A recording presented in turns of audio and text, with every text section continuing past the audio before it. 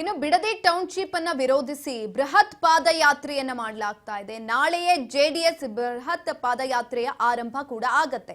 ಇಷ್ಟು ದಿನ ಈ ಒಂದು ಪಾದಯಾತ್ರೆಗೆ ಬಿಜೆಪಿ ಒಪ್ಕೊಳ್ಳುತ್ತಾ ಕೈ ಜೋಡಿಸುತ್ತಾ ಅನ್ನುವಂತಹ ಗೊಂದಲದಲ್ಲಿದ್ರು ಆರ್ ಅಶೋಕ್ ಅವರು. ಅದೇ ರೀತಿಯಾಗಿ ಎಚ್ ಡಿ ಕುಮಾರಸ್ವಾಮಿ ಅವರು ಕೂಡ ದೆಹಲಿಯಲ್ಲಿ ಮಾತನಾಡಿದಂತಹ ಸಂದರ್ಭದಲ್ಲಿ ಯಾವುದಕ್ಕೂ ಕೂಡ ಕ್ಲಾರಿಟಿ ಅನ್ನೋದು ಸಿಕ್ಕಿರಲಿಲ್ಲ. ತದನಂತರ ಇಬ್ರು ಕೂಡ ಒಂದು ಜಂಟಿ ಸುದ್ದಿಗೋಷ್ಠಿಯನ್ನ ಮಾಡ್ತಾರೆ. ಸುದ್ದಿಗೋಷ್ಠಿಯಲ್ಲಿ ಕೆಲವೊಂದಷ್ಟು ವಿಚಾರಗಳನ್ನ ಕೂಡ ಬಹಿರಂಗ ಆಗಿದ್ದಂಥದ್ದು. ನಾಳೆ ಜೆಡಿಎಸ್ ಬೃಹತ್ ಪಾದಯಾತ್ರೆ ಆರಂಭ ಆಗತ್ತೆ. ಬೈರಮಂಗಲ ಟು ಫ್ರೀಡಂ ಪಾರ್ಕ್ ವರೆಗೂ ಕೂಡ ಪಾದಯಾತ್ರೆಯನ್ನ ಮಾಡಲಾಗುತ್ತೆ. ಬಿಡದಿ ಟೌನ್ಶಿಪ್ ಅನ್ನ ವಿರೋಧಿಸಿ ಬೃಹತ್ ಪಾದಯಾತ್ರೆ. ನಾಳೆಯೇ ಜೆಡಿಎಸ್ ಬೃಹತ್ ಪಾದಯಾತ್ರೆ ಆರಂಭ. ಬೈರಮಂಗಲ ಟು ಫ್ರೀಡಂ ಪಾರ್ಕ್ ವರೆಗೂ ಕೂಡ ಪಾದಯಾತ್ರೆಯನ್ನ ಮಾಡಲಾಗುತ್ತೆ.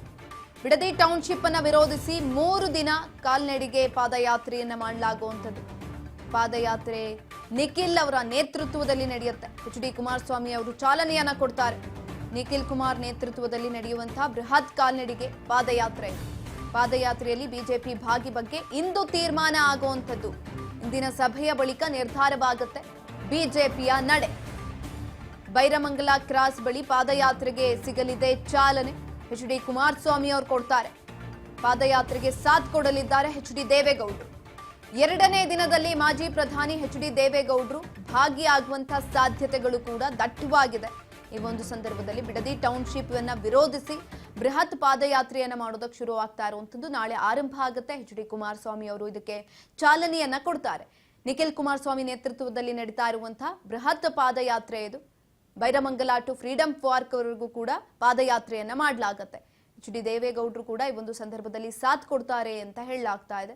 ಅದರ ಜೊತೆಯಲ್ಲಿ ಬಿಜೆಪಿ ಈ ಪಾದಯಾತ್ರೆಗೆ ಕೈ ಜೋಡಿಸುತ್ತಾ ಇಲ್ವಾ ಅನ್ನುವ ಕುರಿತಾಗಿ ಇಂದು ಸಭೆ ಕೂಡ ಆಗತ್ತೆ. ಸಭೆ ಆದ ಬಳಿಕ ಅಂತಿಮ ತೀರ್ಮಾನ ಏನು ಅಂತ ಗೊತ್ತಾಗುವಂಥದ್ದು. ಇತ್ತೀಚೆಗಷ್ಟೇ ಎಚ್ ಡಿ ಕುಮಾರಸ್ವಾಮಿ ಅವರು ಆರ್ ಅಶೋಕ್ ಅವರು ದೆಹಲಿಗೆ ಹೋದಂತಹ ಸಂದರ್ಭದಲ್ಲಿ ವಿಚಾರಕ್ಕೆ ಸಂಬಂಧಪಟ್ಟಂತೆ ಚರ್ಚೆ ಮಾಡ್ತಾರೆ. ಆದ್ರೆ ಅಂತಿಮ ನಿರ್ಧಾರ ಅನ್ನೋದನ್ನ ತೆಗೆದುಕೊಳ್ಳೋದಿಲ್ಲ. ಅಂತಿಮ ನಿರ್ಧಾರಕ್ಕೆ ಕೂಡ ಅವ್ರು ಬಂದಿರಲಿಲ್ಲ.